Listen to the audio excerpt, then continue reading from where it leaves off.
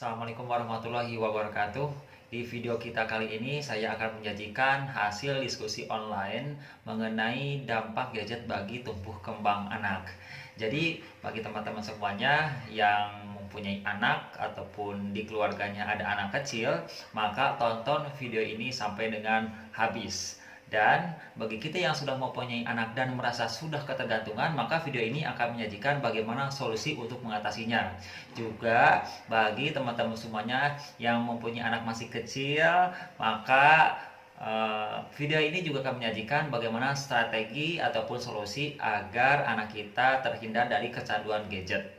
Dan video ini juga menyajikan dampak positif dan negatif dari penggunaan gadget bagi tumbuh kembang anak. Jadi saksikan ataupun tonton video ini sampai dengan tuntas.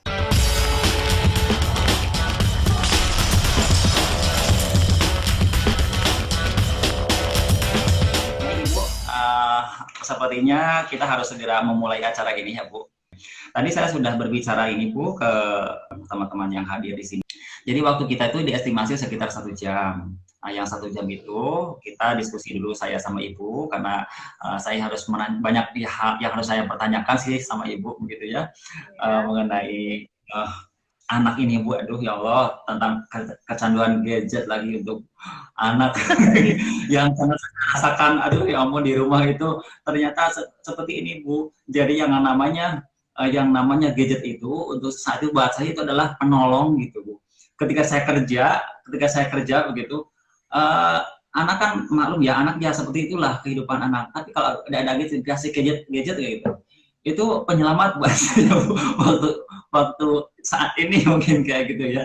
Tapi walau alam ya itu benar apa salah. Makanya ketika saya beberapa minggu yang lalu saya berdiskusi dengan Ibu melalui live chat bahwa materi ini seperti apa kayak gitu untuk dinaikkan ke diskusi online ini bagaimana. Nah, alhamdulillah respon Ibu positif gitu. Jadi alhamdulillah hari ini resmi akan saya buka saja diskusi ini Bu.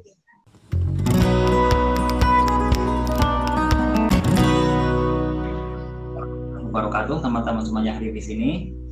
Alhamdulillahirabbil wa bihi nasta'in wa ala umuri dunya waddin wa ala alihi washabihi ajmain amma ba'du. Qala Allah Ta'ala fil Qur'anil Karim, a'udzubillahi minasyaitonir rajim, bismillahirrahmanirrahim. Dalam satu ayat menyebutkan wa anfusakum ahlikum nar wa qudha an-nas wal hijrah, ayat surahul azim, bahwa yang namanya tanggung jawab kita itu bukan hanya tanggung jawab kita, tapi tanggung jawab keluarga kita, dan salah satunya adalah tanggung jawab kita kepada anak.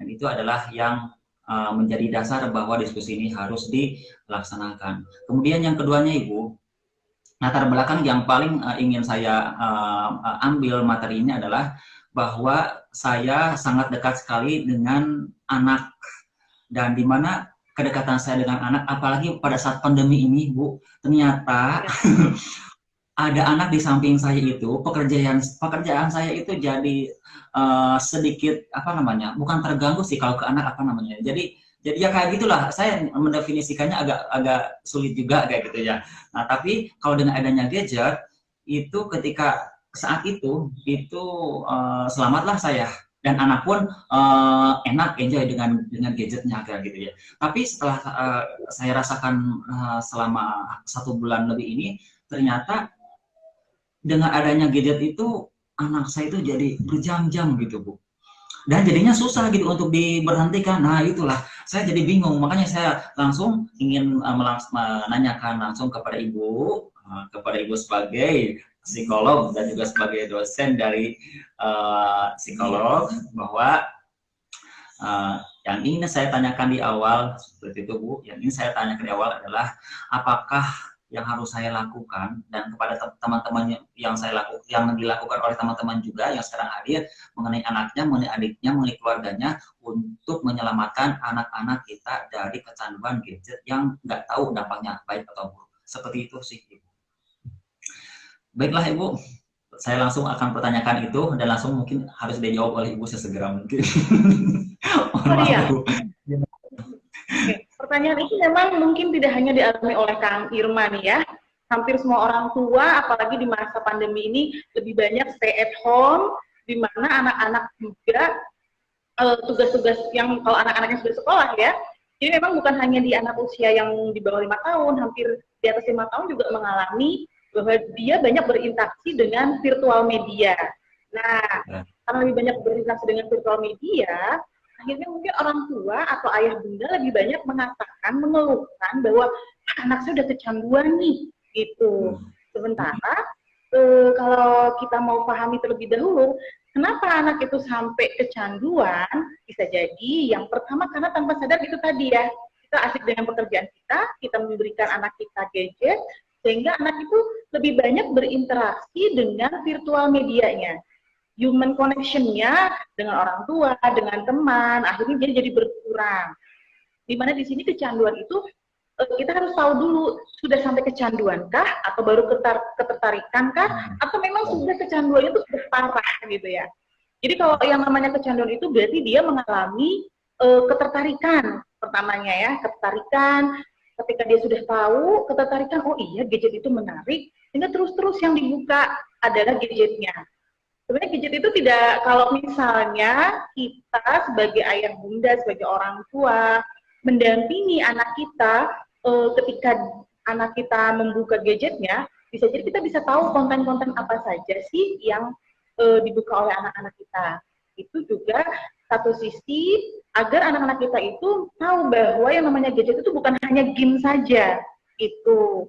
Karena kan kalau gadget itu ketika dibuka, banyak sekali tuh satu game, akhirnya muncul juga iklan-iklan yang lain, game yang lain, akhirnya penasaran, kan rasa penasarannya, excitednya tinggi gitu ya Kang Irman ya. Jadi ketika dia sudah mengenal gadget, dia akan terus membuka game-game yang lainnya. Selain itu juga, gadget itu, produk-produk gadget itu familiar digunakan oleh anak-anak kita. Itu, sehingga anak-anak kita itu menjadi lebih banyak touch-nya itu bersentuhannya dengan virtual media itu tadi. Orang tua akhirnya lupa, keenakan gitu ya. Akhirnya, anak saya cuma kasih main gadget sebentar gitu. Taunya, oh anteng ya, diem ya, kerjaan jadi beres gitu. Akhirnya tanpa sadar, anak itu terpapar, banyak terpaparnya dengan gadget, main game, tertarik, sehingga dari situ anak itu lebih menikmati relasinya, koneksinya dengan gadgetnya dibanding dengan orang tuanya. Karena kan kalau di gadget itu bisa mau mengatur sendiri. Aku mau main game apa? Aku mau pilih jadi tokoh siapa gitu.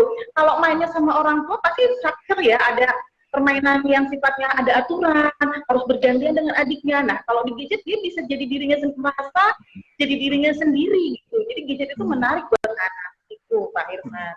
Pak ya, Kang ya. Gitu.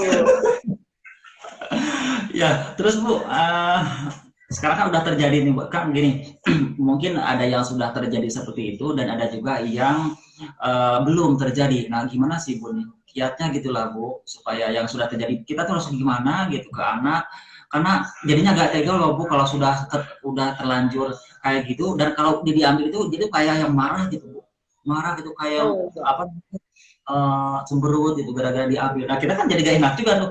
Aduh ya ampun anak, apa saya salah lagi dikasih lagi gitu. Penyelamatannya tuh harus kayak gimana sih? Nah, jadi yang pertama itu bahwa orang tua itu pertama dia harus sadar atau melek teknologi. Bahwa gadget yang diberikan itu sebenarnya bisa memfasilitasi. Jadi gadget itu bukan hanya negatif saja ya. Dalam hal ini kalau kita bisa memilah, gadget itu juga ternyata memberikan manfaat untuk anak-anak kita. Jadi jangan sampai kita melihat bahwa gadget itu hal yang dampaknya negatif saja gitu. Ternyata gadget juga pertama melihat positifnya dulu ya, bahwa dia itu bisa menjadi media pembelajaran untuk anak-anak kita, sumber informasi seperti itu. Nah, karena memang di masa pandemi ini anak-anak kita pasti sumber informasi, sumber belajar, media pembelajarannya lewat gadget. Nah, yang kemudian seringkali kita sebagai orang tua, oh anak saya lagi belajar nih, nggak apa-apa gitu. Ternyata lama-kelamaan anak kita terpapar dengan gadgetnya, dia membuka hal-hal yang lain.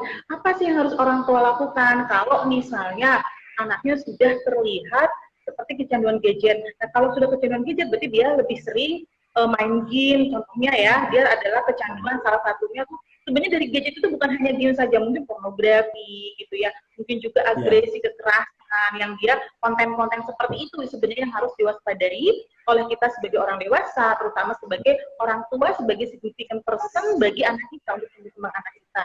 Nah, yang harus kita lakukan biasanya di sini, bukan biasanya ya, umumnya itu pertama kita harus buat aturan yang jelas, rule pada anak kita.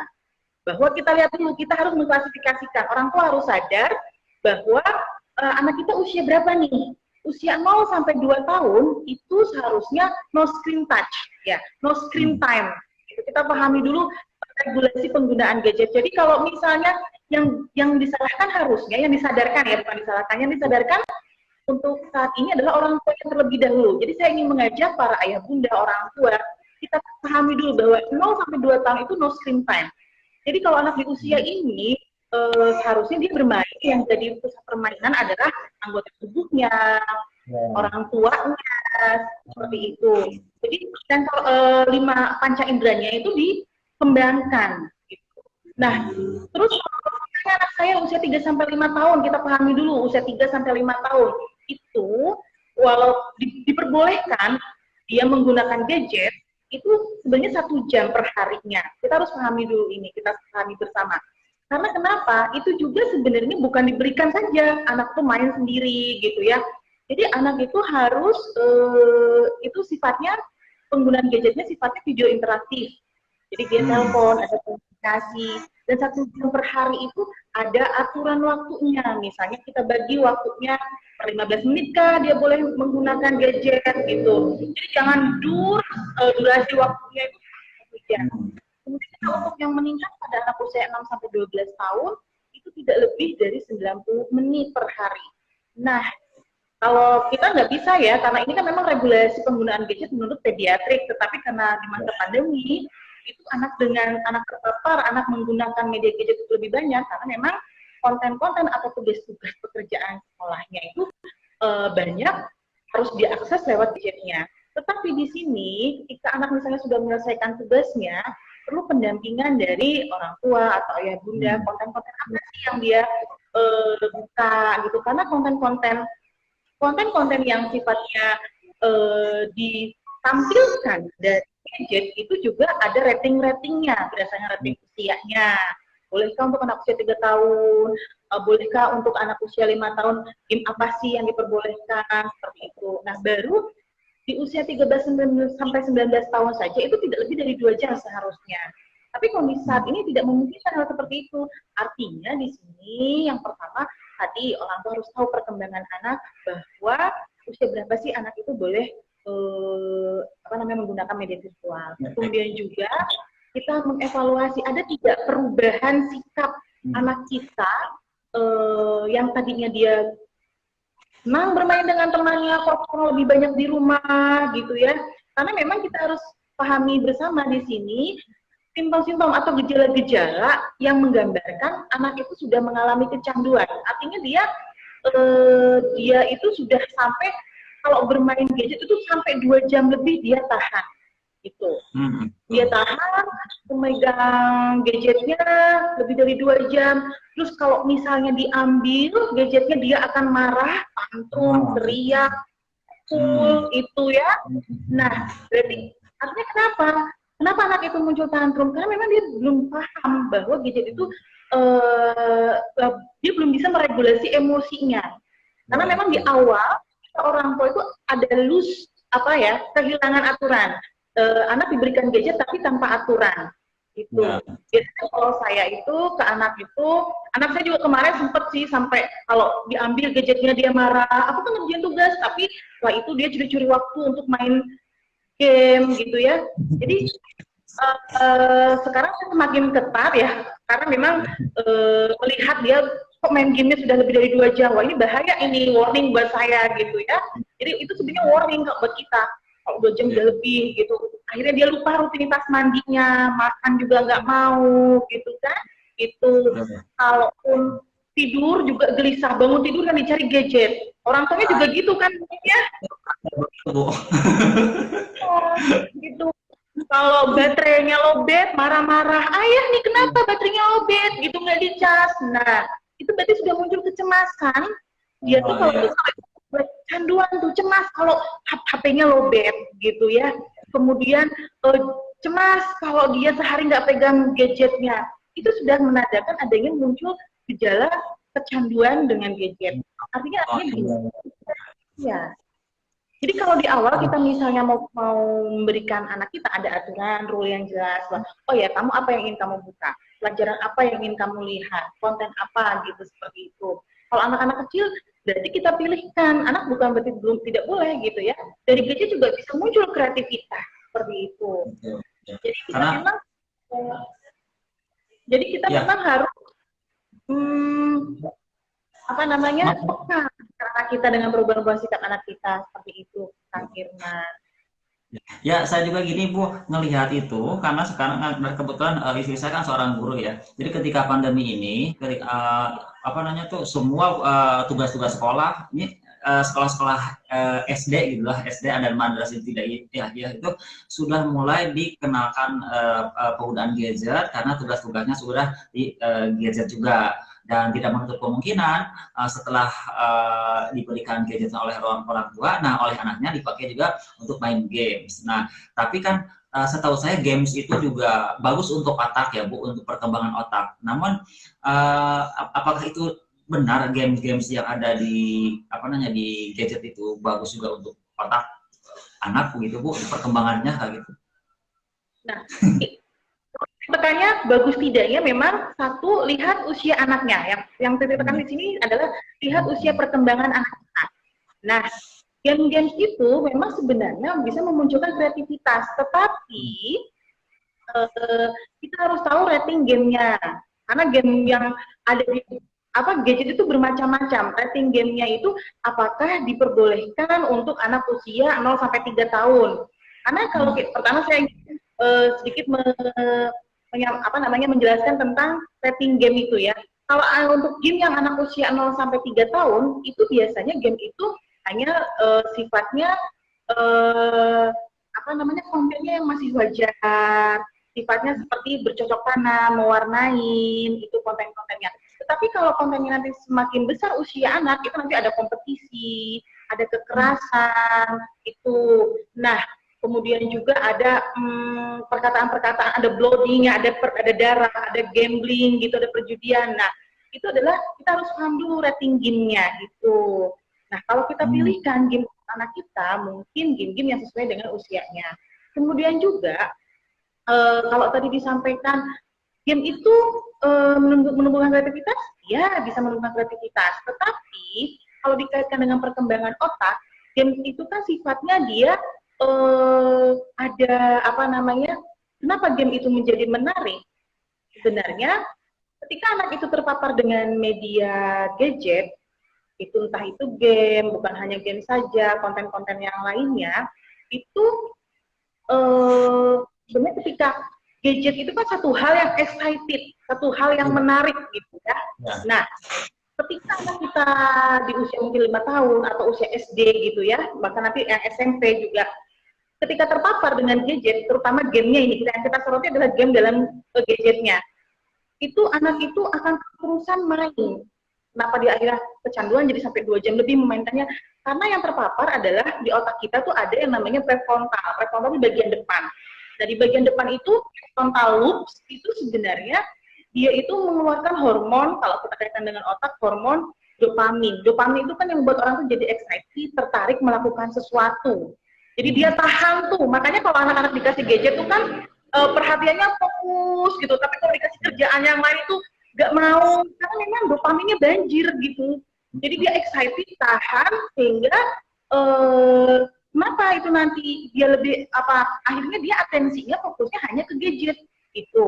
Sementara ketika hormon dopaminnya terus banjir dari prefrontalnya, itu hormon kortisolnya juga banjir. Kenapa? Karena di otak tubuh kita fokus kepada gadget, tapi sebenarnya badan kita, mata kita, fisik kita tuh lelah gitu ya, lelah, capek. Makanya ketika anak itu diingatkan, ketika dia sudah kondisi lelah, capek, ketika terpapar matanya, fisiknya, maka ketika diingatkan dia jadi marah gitu, bukannya marah kan gitu, karena itu tadi dia sedang excited, kortisolnya meningkat itu. dia tanpa sadar sebenarnya kondisi fisiknya, matanya itu lelah, sehingga ketika diingatkan munculnya tantrum, marah, teriak, tidak terima. Nah, yang perlu kita waspadai juga, kenapa sih anak itu jadi semakin tertarik dengan gamesnya di gadgetnya? Karena tanpa sadar, game-games itu memang sifatnya apa ya, memungkinkan ketertutupan. Rasa candu anak itu pasti akan terhadap gamesnya, karena game itu beberapa game bisa dimainkan secara berkelompok, bukan hanya anak SD. Bahkan ini tadi anak SMP terutama kayak PUBG nih ya. Ini anak saya main PUBG kemarin. Akhirnya saya buat aturan yang sangat ketat di rumah. Tidak ada game lagi kalau mainnya di hari Sabtu seperti itu ya. Karena bisa dimainkan secara berkelompok. Anak-anak kita kan sekarang di rumah nih ya, temennya di rumahnya. Jadi ya oke lah, kalau temannya ayo kita main PUBG gitu ya. Terdapat kemudian di game itu ada challenge ya, ada challenge yang menantang. Kemudian ada experience point, ketika dia berhasil mengalahkan lawannya, dia dapat poin. Nah, poin itu nanti bisa ditukarkan dengan senjata yang dia inginkan. Kemudian juga sifat dinamis ya umumnya game online itu. Kita bisa pilih karakter kita mau jadi apa, sehingga anak-anak tertarik. Makanya kalau mungkin anak-anak kita milih, ya kalau anak kecil ya, masakan, aku mau masak ini, pakainya warna ini gitu. Tetapi kalau anak-anak yang SMP, remaja, di PUBG, di Mobile Legends, dia bisa pilih karakternya mau jadi seperti apa, pakaiannya seperti apa, senjata yang digunakannya seperti apa. Dan yang lebih penting lagi, kita harus tahu bahwa di game itu ada storyline yang menarik. Jadi satu level meningkat ke level berikutnya, challenge-nya itu berbeda. Itu sehingga anak itu baper gitu ya, penasaran. Kalau di post dia akan balik lagi ke level yang bawah. Makanya dia akan terus-terusan tanggung gitu. Itu makanya aku baper kalau kamu baper bawa perasaan gitu. Aduh aku kalah sama temenku kan gitu. Nah itu sehingga game itu menyebabkan edik gitu kepada anak-anak kita. Itu kan. Betul sekali itu yang yang menjadi kepenasaran para orang tua, apalagi orang tua muda yang dia sendiri merasakan nikmatnya memegang handphone dan sehingga menjadi ada perasaan bahwa kalau kita melarang anak itu karena kita sendiri memegang handphone, nggak ada kayak gitulah. Sedikit juga yang diskusi dengan saya katanya orang tuanya juga megang handphone, ya anak juga ngikut kayak gitu. Ada yang ngomong kayak gitu juga. Nah, kemudian juga kalau kita kalau kita lihat ke kondisi saat ini bahwa memang lingkungannya juga mendukung sih Bu. Bahkan tidak hanya dari televisi yang mengiklankan games, tapi bahkan lingkungan pendidikan pun sekarang sudah banyak yang mendukung bahwa gadget itu memang diperkenalkan kepada anak. Cuma mungkin aksesnya ataupun dari situlah yang harus kita waspadai sebagai orang tua bahwa pantau mungkin gitu ya Bu ya. Pantau bukan berarti tidak boleh memegang gadget kan ya Bu ya, tapi pantau aja ya. Karena gadget itu kan ada positifnya, ada negatifnya juga. Nah kemudian Bu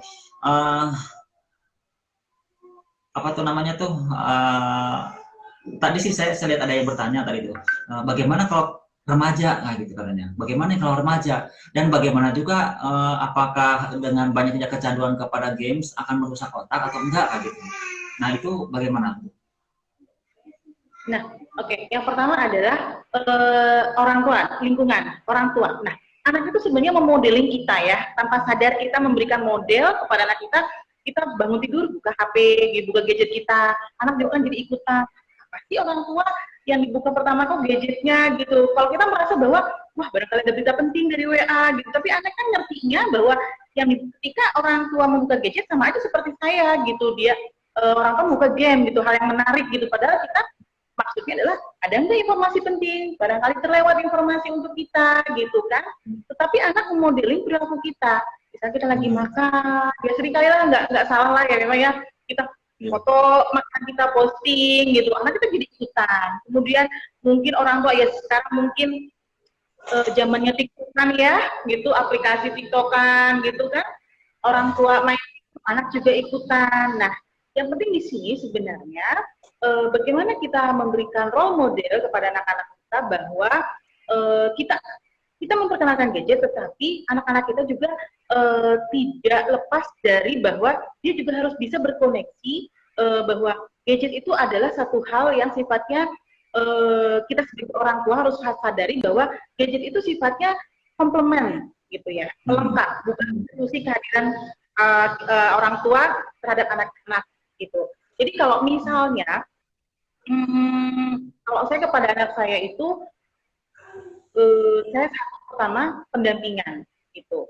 Kalau orang kemudian pada anak saya itu yang remaja itu saya ini bukan ketika saya ngasih gadget itu ketika itu saya baru membelikan anak saya itu 17 tahun 16 tahun baru saya kasih gadget.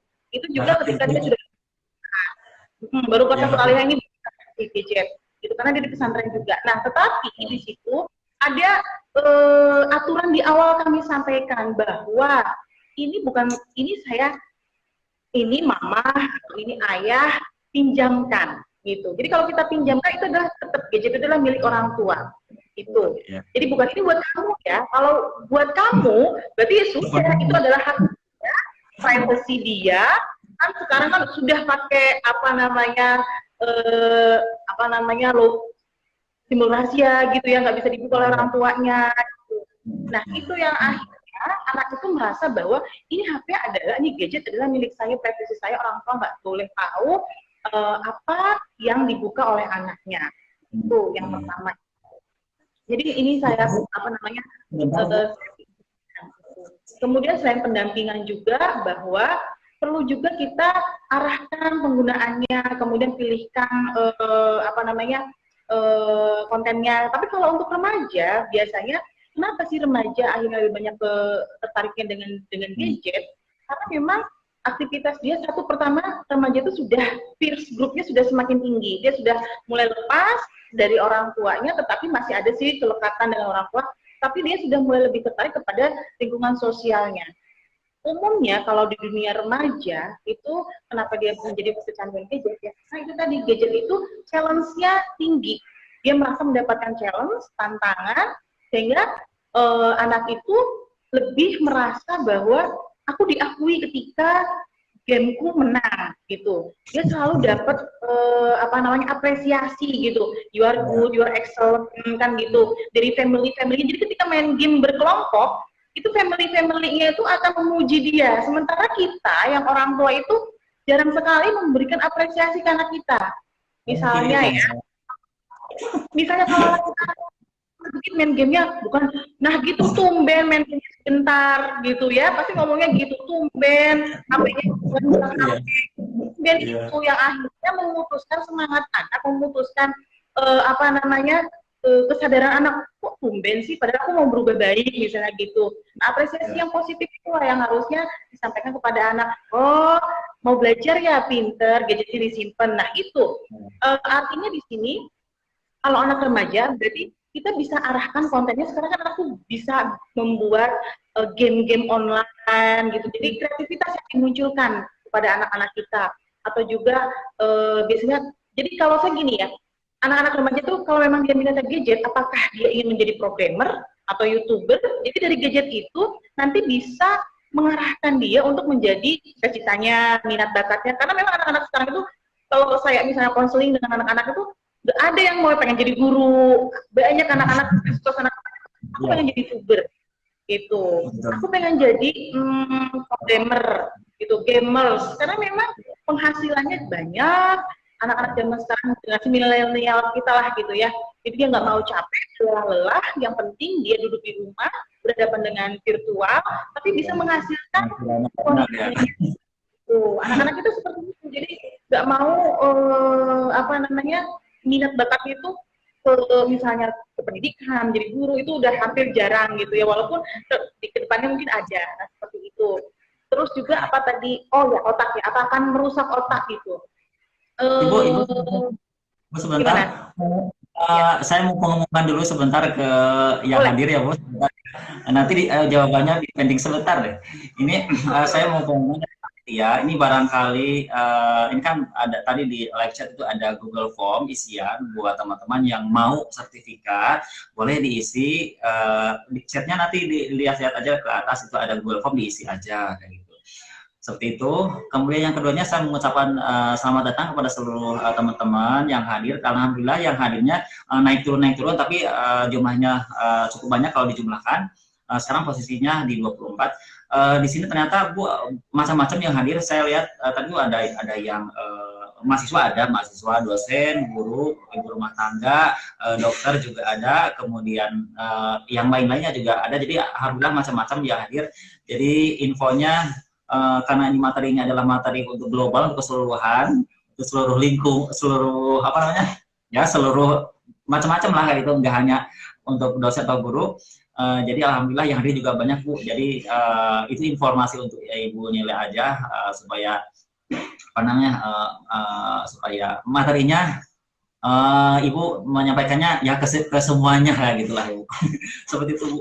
Nah ini dari dari panitia. Oke, ini ada yang sudah bertanya, tapi teman-teman yang bertanya ada beberapa pertanyaan nanti akan dijawab oleh Ibu Nela setelah mungkin sekitar 5 menit dari Ibu Neila, kemudian nanti kita tanya jawab ya Bu ya, karena ini chatnya udah ada yang bertanya.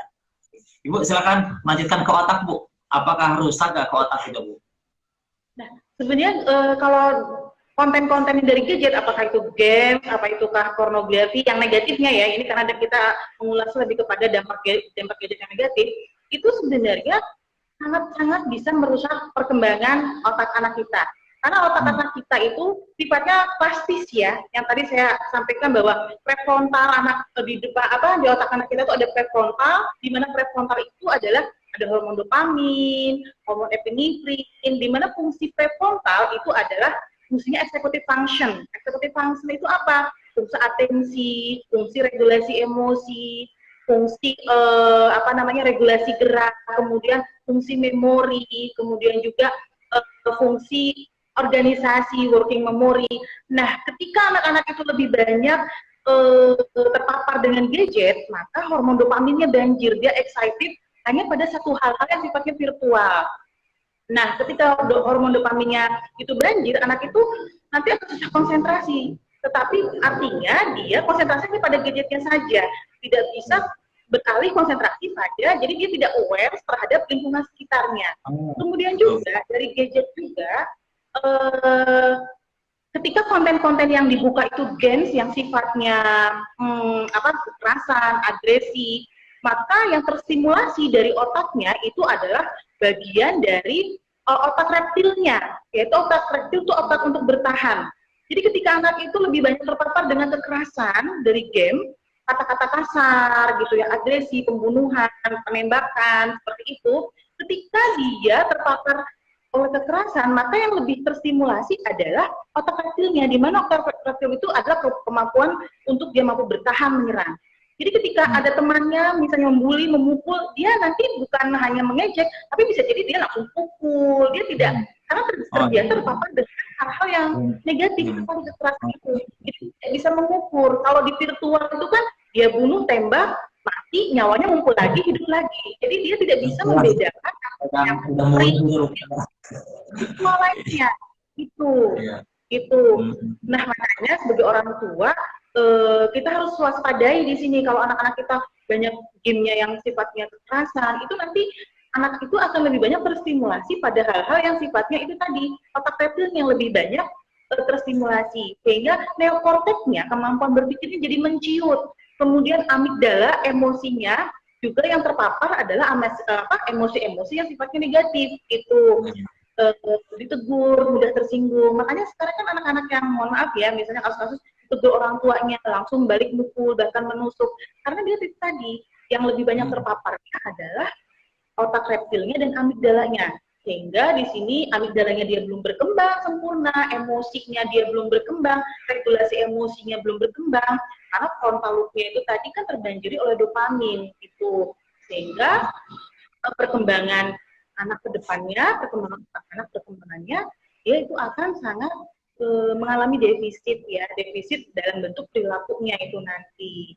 Maka sebenarnya jika kita ingin mengkat anak itu misalnya dari kecanduan ya, Maka yang penting adalah kita bersama ketika anak itu membuka gadgetnya, ingatkan, menjadi sahabat, kemudian alihkan konten-konten yang sekiranya bisa memicu hal-hal yang itu tadi, misalnya kekerasan, agresi, pornografi, begitu Kak Irma. Betul, betul ya. Ya, begitulah Bu. Kalau tidak ada pencerahan kan kita juga nggak tahu gitu ya seperti apa dampak positif dan negatifnya gitu kan. Kalau hanya sekadar menebak-nebak, barangkali mungkin bakal jadi kayak gini, bakal jadi kayak gitu. Terus lagi ada yang ngomong itu kan positif, itu kan bagus game itu untuk perkembangan otak. Nah, ada juga yang bilang oh, itu kan bahaya untuk otak. Nah, kita kan mumet kalau nggak bukan sama pakar seperti Ibu. Jadi kan alhamdulillah pencerahan gitu yang luar biasa, alhamdulillah kayak gitu. Oke Bu, ini boleh saya mau membacakan pertanyaan aja ya Bu ya? Karena kita udah sore nih sambil kita diskusi sambil membacakan pertanyaan juga. Karena kita diskusinya santai-santai saja lah. Oke. Pertanyaannya dari Anjar Adinugra. Nah, ini Pak Anjar ini dari Purwokerto nih sepertinya nih. Sebagai orang tua bekerja yang juga kebetulan harus WFO, seringkali mengharuskan kita sering cek handphone untuk kepentingan pekerjaan. Namun anak juga kadang tidak mengerti. Sebaiknya bagaimana kita menyampaikan ke anak? Keywordnya menyampaikan ke anaknya gimana gitu. Iya. Jadi memang di sini yang penting adalah komunikasi ya. Jadi mungkin ayah ibu sekarang lebih banyak work from home ya. Jadi memang pertama itu adalah orang tua kita kenalkan. Anak itu harus diajak diskusi dan diajak ngobrol gitu ya. Kalau anaknya usia SD itu mungkin sudah, kenapa anak susah? Karena memang dia berpikir kritis. Jadi keywordnya adalah tetap adalah komunikasi kepada anak bahwa pekerjaan kita itu dalam waktu tertentu sampai sekian waktu. Jadi memang gini, kita kayak bikin kayak timetable waktu bersama bahwa di jam segini sampai jam segini ayah atau ibu itu harus buka gadget. Tetapi yang ibu buka, jadi dia paham dengan konten apa yang kita buka adalah misalnya berkaitan dengan online, dengan dengan interaksi perdagangannya gitu ya, dengan informasi, sehingga anak itu tahu bahwa ketika kita buka gadget, yang kita buka itu bukan konten seperti yang dipersepsi oleh anak. Karena selama ini anak dikasih gadget itu kan tadi awal saya sampaikan bahwa di persepsi anak ketika orang tua yang buka gadget sama seperti dia, bahwa yang dibukanya itu adalah game, permainan, padahal orang tua itu yang dibuka adalah hal-hal yang sifatnya berkaitan dengan pekerjaan. Seperti itu. Jadi kenapa? Jadi perlunya kita samakan persepsi dengan anak bahwa di jam sekian sampai jam sekian itu mungkin ayah, mama gitu atau bunda itu lebih banyak buka gadget karena di situ ada pekerjaan yang harus diselesaikan, ada data yang harus dikirimkan, gitu, ada barang yang harus dipesan, itu sehingga anak itu mengerti bahwa kenapa di jam-jam tersebut kita sering mengecek HP seperti itu. Sehingga anak itu paham konten yang dibuka orang tua adalah bukan konten yang sama dalam persepsi anak. Sehingga dari komunikasi itu anak memahami bahwa konten yang dibuka oleh orang tua atau ketika orang tuanya membuka HP itu bukan untuk konten bermain seperti anaknya. Dan memang intinya komunikasi ya Bu ya, komunikasi dengan anak, persepsi bahwa orang tua itu menggunakan handphone bukan seperti yang digunakan seperti anak-anak kesenangan, enggak gitu ya Bu. Tapi kalau kebutuhan yang lain-lainnya, kebutuhan bersilaturahmi dan lain-lainnya gitu ya. Itu sepertinya itu oke, saya bisa menangkap bahwa memang itu bisa dikomunikasikan dengan anak kita yang usianya mungkin sekitar berapa ya? 4-5 tahun ya. Nah, kalau untuk yang anaknya 2-3 tahun mungkin belum bisa ya, karena dia juga hanya sebatas mengikuti orang tua gitu ya Bu ya. Orang tua. Jadi memang gaya komunikasi dengan anak juga beda ya Bu ya. Bagaimana cara menyampaikan ya gitu ya. Nah gitu. Nah, kemudian Bu, kalau ini kan biasanya orang tua, ini aneh ya, bisa saya bertanya bercerita dengan anak-anak dan anak saja gitu kayak gini. Kita kadang sebagai orang tua itu ketika menasihati anak, kadang kalau anak itu nggak digubris gitu, beda dengan orang lain. Nah, itu gimana ya Bu? Kenapa ya kayak gitu ya Bu ya? Ya, Jadi intinya gini, ketika kita ingin menasihati anak adalah sebenarnya kita sedang mengevaluasi diri kita, ya. Namanya berkeluarga, berumah tangga gitu ya, orang tua, terutama peran orang tua, itu kan ada banyak fungsinya. Dia juga sebagai fungsi pendidik, kemudian juga sebagai fungsi seorang tauladan gitu. Kenapa anak-anak kita seringkali tidak mengikuti, terkesan tidak mengikuti aturan yang diberikan oleh orang tua? Pertama, aturan itu disampaikan kepada anak kita, tadi komunikasinya sesuai nggak dengan usianya? Itu yang pertama, ya. Jadi artinya pemilihan bahasa, pemilihan waktu ketika memberikan aturan, itu harus dikomunikasikan dengan anak. Misalnya, contohnya kalau anak-anak yang kecil, ayo kalau misalnya anak usia 4 tahun, 5 tahun itu kan memang explore gitu ya. Kalau ini untuk anak yang kontennya normal ya. Jadi jam 9 harus sudah tidur ya, kita sama-sama matiin HP-nya. Jadi aturan di rumah kalau dikaitkan dengan gadget, misalnya jam 10 kita sama-sama harus letakkan gadget. Itu. Jam 10 ya kita sama-sama tidur, walaupun nanti setelah anaknya tidur kita buka HP karena harus melanjutkan pekerjaan, itu mungkin lain halnya. Yang penting kok komitmen, ada komitmen dan konsistensi antara aturan yang ditetapkan oleh orang tua dengan anak. Itu yang pertama tadi, artinya kesesuaian bahasa, kesesuaian aturan dengan usia perkembangan anak. Yang kedua, aturan itu sifatnya harus konsisten. Konsistensi apa? Antara ayah bunda biasanya nih. Ada yang ayahnya ketat, ibunya lus, kasihan dimanjain gitu ya. Ada yang ibunya ketat, ayahnya lus. Aduh, saya mas karena sering kerja, jarang waktu dengan anak, nggak apa-apa lah kasih HP, akhirnya bisa dekat dengan anak. Nah, jadi kalaupun kita bikin aturan, aturan dari ayah misalnya tegas, aturan dari ibu agak lunak, maka kita bikin aturan yang kira-kira bisa diikuti anak, tapi juga naik turunnya gitu disesuaikan. Ayah turun sedikit, ibu naik sedikit gitu. Jadi konsistensi itu tetap terjaga. Seringkali yang nggak konsisten itu adalah misalnya untuk tadi ya, ibu bilang gadget hanya boleh dimainkan sampai jam 9 atau jam 10, misalnya gitu, untuk anak remaja gitu kan. Tetapi ternyata ayahnya jam 10 masih main kenapa ini? Oh, Bu, gambarnya harus digoyang lagi. Nah, ya. Ini tadi, ini kepencet-pencet saya. Oh ya, tadi ini lepas ininya. Ya, oke. Udah bisa. Nah, oke, pas lagi ya. Jadi pertama tadi bahasa, konsistensi, kemudian setelah konsistensi bahwa, jadi lupa tuh kan, aturan itu dievaluasi. Nah, dievaluasi seperti apa? Oh, ternyata anak sudah mulai mengikuti, kita apresiasi. Seringkali orang tua itu target perubahan perilaku anak tuh instan ya, yang seringkali kita lupa. Padahal namanya kita juga kalau dikasih tugas baru ada proses adaptasi dengan aturan. Jadi kira-kira ketika anak sudah mulai mengikuti, kita apresiasi gitu, kita kasih feedback, kita kasih evaluasi bersama. Oh iya, ternyata dia sudah mau ya. Mungkin tidurnya mulai jam 10, tapi kadang masih intip-intip HP-nya, gadgetnya masih dimaklumi gitu. Artinya gitu, artinya apa? Walaupun hanya perubahan perilakunya sedikit, itu tetap harus mengakui bahwa ada perubahan dari perilaku anak kita untuk mengikuti aturan, sehingga anak merasa dihargai. Jangan sampai anak sebenarnya sudah ada niatan untuk berubah baik mengikuti aturan kita, tetapi karena kita targetnya tinggi, anak itu langsung berubah, langsung nurut gitu ya.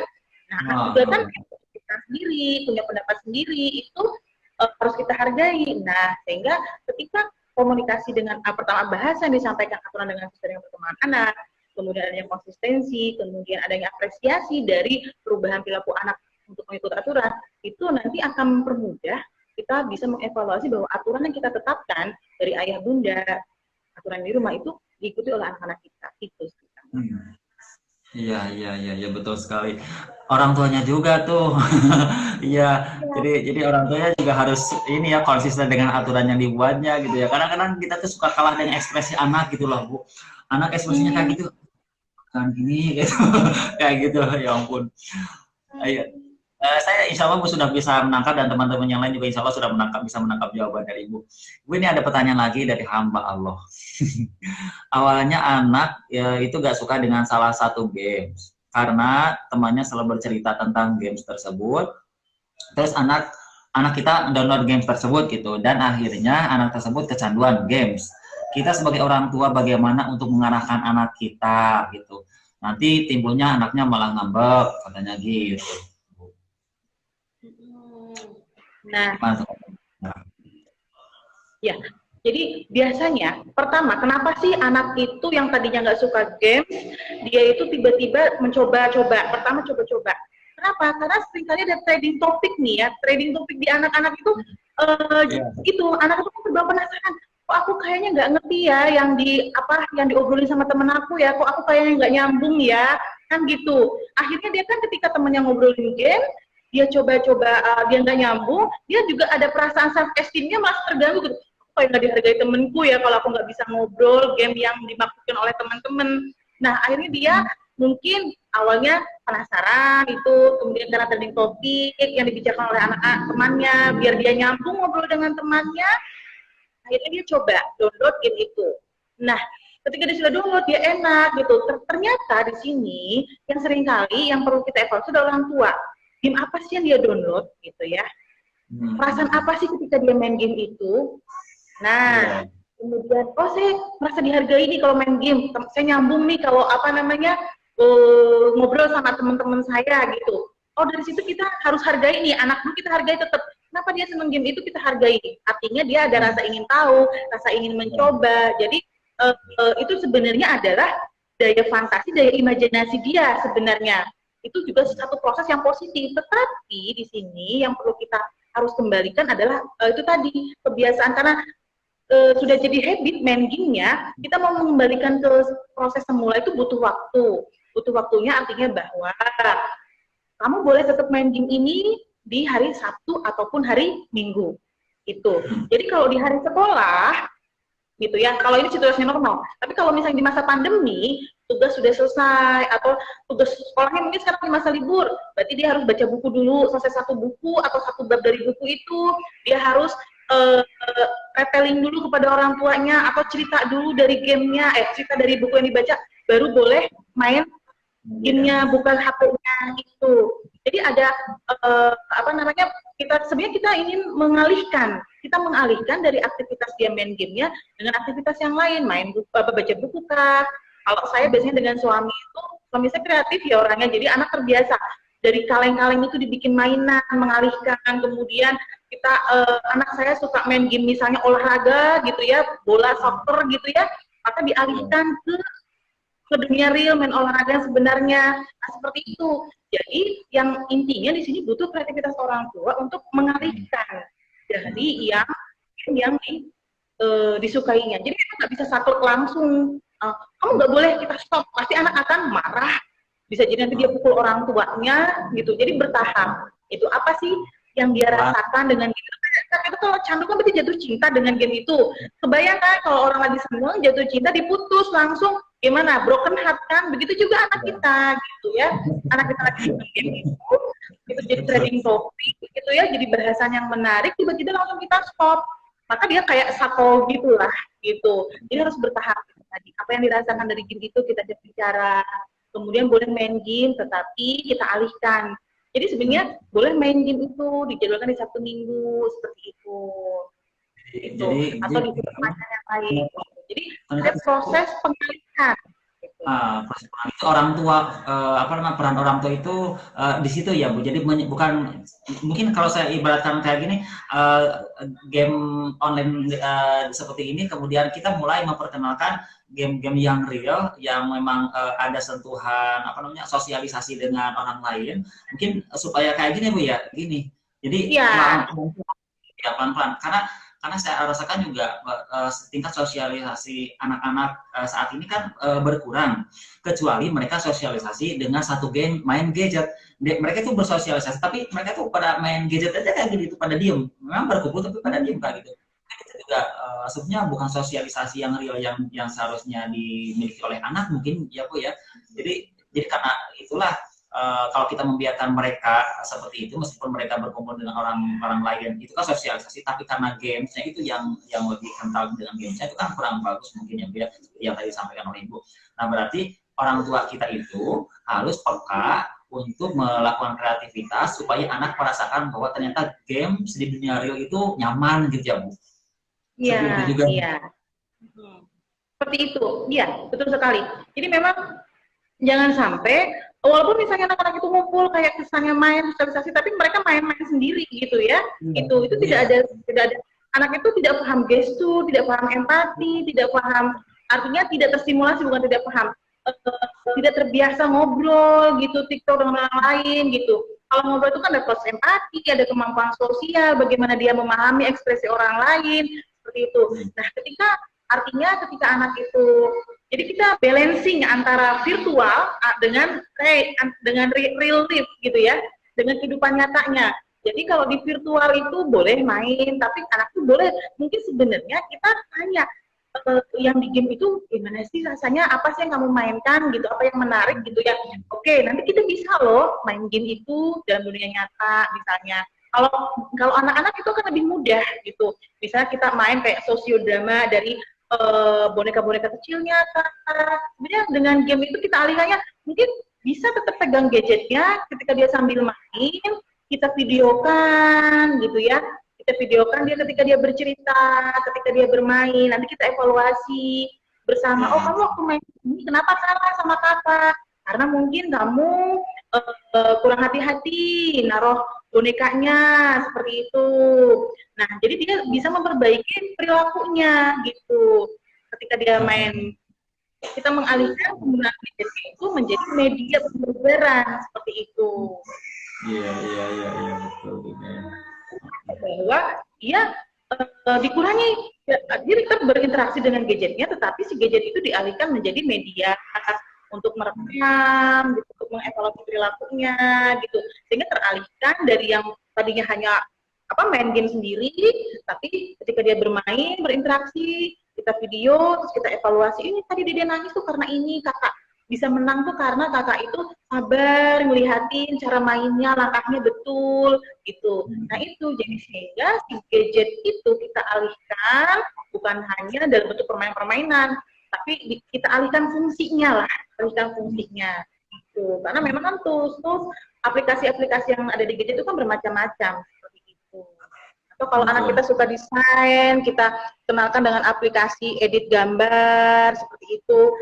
Jadi sehingga yang tadinya dia hanya suka dengan game, ternyata banyak loh dia bisa bikin game-game yang sifatnya sederhana gitu. Sebenarnya untuk mengarahkan juga dari gadget itu sendiri sudah ada fasilitasnya ya, tinggal kita aja yang mengarahkannya juga ya. Seperti itu. Oke Bu, informasi dulu nih kepada Ibu dan kepada teman-teman bahwa sekarang jam sudah menunjukkan pukul 17 waktu Indonesia Barat. Nah, gitu. Jadi sebelum ditutup closing statement dari Ibu, bahwa video ini nanti rekamannya akan di-upload lagi di YouTube, Get Up Baby. Kemudian yang kedua, teman-teman yang ingin sertifikat boleh ataupun bisa mengisi di Google Form yang ada di chat. Jadi silakan dilihat di atas, ke atas lagi, panitia sudah menyimpan di sana Google Form-nya, tinggal diklik lalu diisi saja sampai dengan pukul 6 sore batasnya, dan melampirkan screenshot kondisi bahwa Anda ikutan kegiatan ini.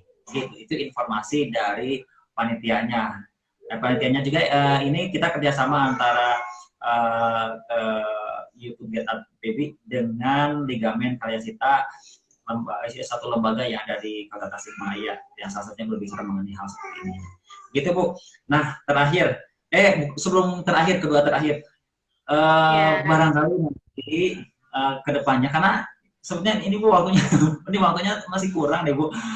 Kalau kedepannya barangkali ada sekali lagi atau Bu lah untuk mengadakan diskusi seperti ini dan pada momen-momen yang pas, Ibu bersedia atau tidak? Saya tanyakan di sini biar kelihatan sama orang lain. Betul, Kang Irman. Insya Allah ya. Karena insya Allah siap, bersedia. Tinggal kita janjian waktunya kapan, temanya apa, gitu. Karena memang keterbatasan waktu, kita hanya bisa 1 jam, kan begitu, Kang Irman. Nah, saya berbagi dengan yang lain. Dan saya juga sebetulnya karena perdana dengan Ibu, jadi saya juga sambil melihatin Ibu gitu kan, Ibu ekspresinya ternyata luar biasa, auranya positif, jadi saya yakin deh bakal ada lagi kegiatan. Mm. Baik Ibu, karena waktunya kita sudah menunjukkan pukul 17 lebih 3 menit, jadi minta closing statement-nya Ibu, pembekalan untuk kami orang tua yang baru-baru jadi orang tua dan yang sudah berpengalaman orang tua, karena masih banyak yang salah dan yang saya pantau di luar ternyata ke orang ya anak yang banyak main gadget itu ketika main keluar dia tuh suka mukulin orang gitu, udahlah kayak gitu, pokoknya suka mukulin orang kayak gitu lah. Nah itu mungkin banyak yang ada yang terjadi di lingkungan kita, ada anak yang seperti itu. Nah, Ibu itu sambil diselipkan sedikit pesan itu, pesan seperti itu. Lalu Ibu sekarang sambil closing statement. Terima kasih, silakan. Jadi memang kalau kenapa anak-anak kita akhirnya terbiasa dengan gadget gitu yang suka pukulin orang, karena dia tidak tahu ketika anak lebih banyak terpapar pada gadget, dia akhirnya kehidupan dunianya jadi berkurang. Jadi komunikasi dengan orang lain jadi berkurang. Jadi lebih banyak virtual attach-nya. Jadi kalau di gadget dia main game pukul orang itu tidak sakit, tapi dia akhirnya tidak bisa mengukur bagaimana sih rasa sakit orang lain ketika dia marah. Kemudian juga karena faktor anak di usia anak itu regulasi emosinya belum matang, ya, sehingga dia belum paham ketika pukul orang lain itu akan menyakitkan kah, akan berdampak negatif terhadap dirinya. Nah, sehingga di sini pentingnya bagi orang tua sebagai statement closing saya, ketika kita ingin mengenalkan gadget, bukan berarti anak itu melepas anak kita dari gadget, tidak mungkin juga ya, gitu. Artinya bahwa gadget adalah sebuah sarana teknologi untuk menunjang, membantu kita berkomunikasi, memecahkan masalah gitu ya. Tetapi jangan lupa ketika kita mengenalkan ada aturan terhadap diri kita, juga untuk anak-anak kita.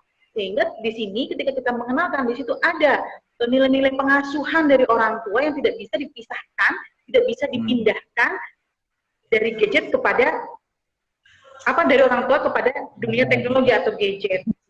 Ya, artinya ada pendampingan, ada aturan, sehingga anak-anak kita itu tidak full menggunakan gadget untuk menghabiskan waktunya, dan orang tua tidak merasa senang ketika anaknya main gadget gitu. Jadi ada keseimbangan gadget dengan aturan di awal. Begitu Kang Irman. Baik, terima kasih Ibu Neila. Kang Irman? Ya, Ibu, ada lagi ya. Ibu, saya lanjut kembali ke Kang Irman. Bu Neila. Oke. Ya. Ibu, saya mau mengucapkan terima kasih yang sebesar-besarnya hari ini Ibu sudah bisa menyempatkan hadir di acara saya ini. Semoga Allah Subhanahu wa Ta'ala memberikan keberkahan kepada Ibu Neila dan keluarganya atas ilmu yang di-share kepada kami semua di sini. Alhamdulillah, catatan saya banyak Bu. Dan juga ini bekal saya, karena selama ini ternyata apa yang saya lakukan, yang saya merasa benar itu ternyata setelah saya lihat itu yang salahnya banyak, yang sedikitnya juga ada. Yang benarnya juga ada sih Bu. Yang salahnya juga banyak. Insya Allah nanti kapan-kapan saya berkomunikasi lagi dengan Ibu. Saya juga mau sharing dulu dengan Maya mengenai hasil diskusi kali ini. Dan nanti kalau berkenan nanti akan kita adakan lagi diskusi yang lanjutan dengan temanya yang bisa tema seperti ini dan tema-tema yang lainnya seperti itu Bu. Ya. Ibu, saya akhiri aja pertemuan diskusi hari ini.